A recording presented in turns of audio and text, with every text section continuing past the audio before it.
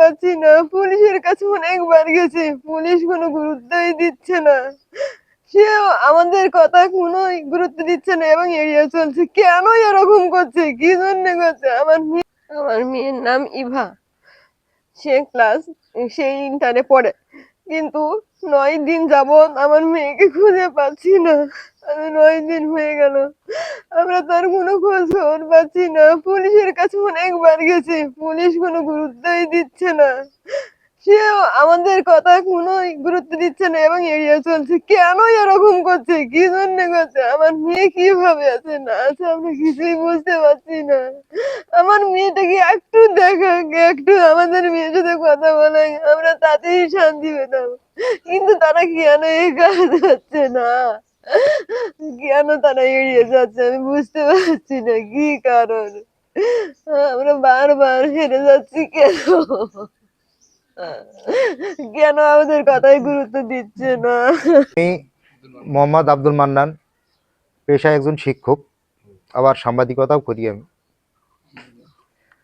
আমার মেয়ে ইভা, সে হারিয়ে যায়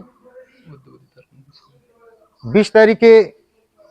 আমি থানায় একটা জিডি করি।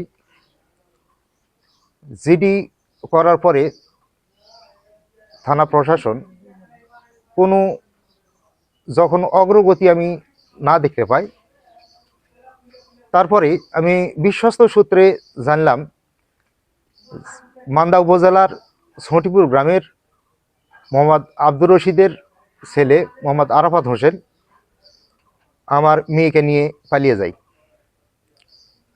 তারপরে আমি থানাতে গিয়ে মামলা দেওয়ার সিদ্ধান্ত নিই এবং মামলা দিই, কিন্তু মামলাটা এ পর্যন্ত আমলে নেয়নি।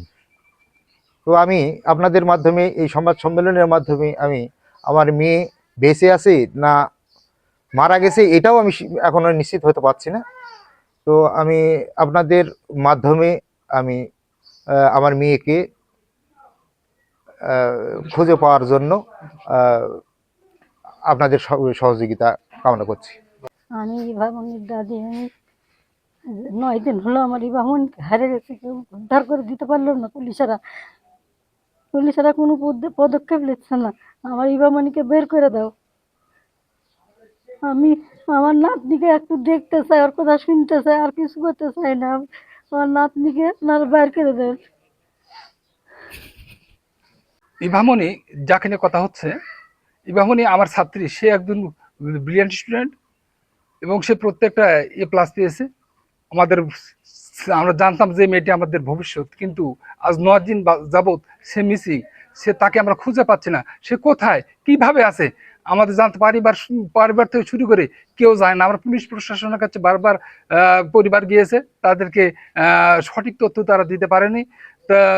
তাই আমি অনুরোধ জানাচ্ছি যে মেয়েটি কিভাবে আছে, কোথায় আছে।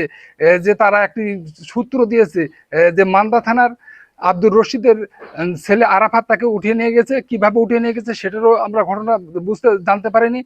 কিভাবে তাদেরকে একটা জিজ্ঞাসাবাদও করা হয়নি, তাদের বাসায় গিয়ে যে তাদেরকে যে তেমন ভাবে যে জিজ্ঞাসাবাদ করা হয়েছে এ সম্পর্কে আমরা জানতে পারিনি। তাই আমরা চাচ্ছি অনতিবিলম্বে তাদেরকে আইনি ব্যবস্থায় নিয়ে আসা হোক।